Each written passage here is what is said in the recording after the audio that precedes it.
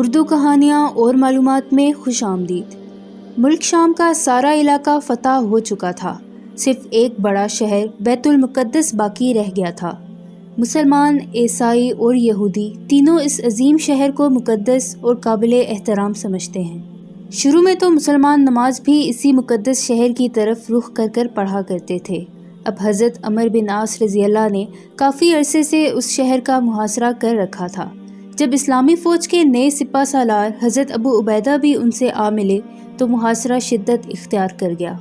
آخر شہری تنگ آ گئے اور انہوں نے صلح کی درخواست پیش کی، مگر ساتھ ہی یہ شرط بھی لگا دی کہ امیر المومنین حضرت عمر فاروق رضی اللہ تعالیٰ عنہ خود آ کر معاہدہ لکھیں تو شہر کی چابیاں ان کے حوالے کر دی جائیں گی۔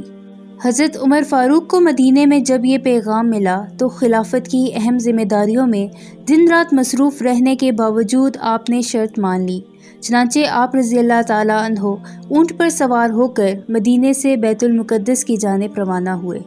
حضرت عمر کے ساتھ محافظ دستہ وغیرہ نہیں تھا، صرف ایک خادم ساتھ تھا۔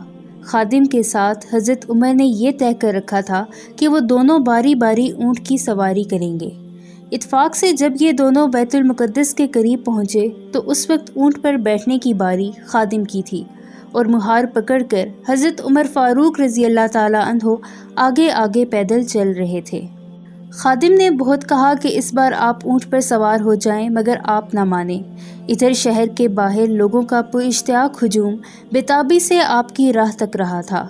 جب انہیں پوری بات بتائی گئی کہ کس وجہ سے خلیفہ وقت پیدل چل رہے ہیں اور سواری پر خادم بیٹھا ہے، تو اس قدر عظیم الشان شہنشاہ کی اس سادگی اور اصول پسندی پر ان کی حیرت اور خوشی کی کوئی انتہا نہ رہی۔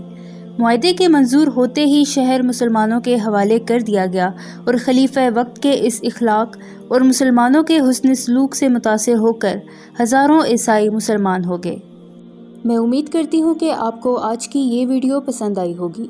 مزید ویڈیوز دیکھنے کے لیے اردو کہانیاں اور معلومات کو سبسکرائب کر کے بیل نوٹیفیکیشن کو آن کر دیں تاکہ آنے والی چینل اپڈیٹ سے آگاہ رہیں۔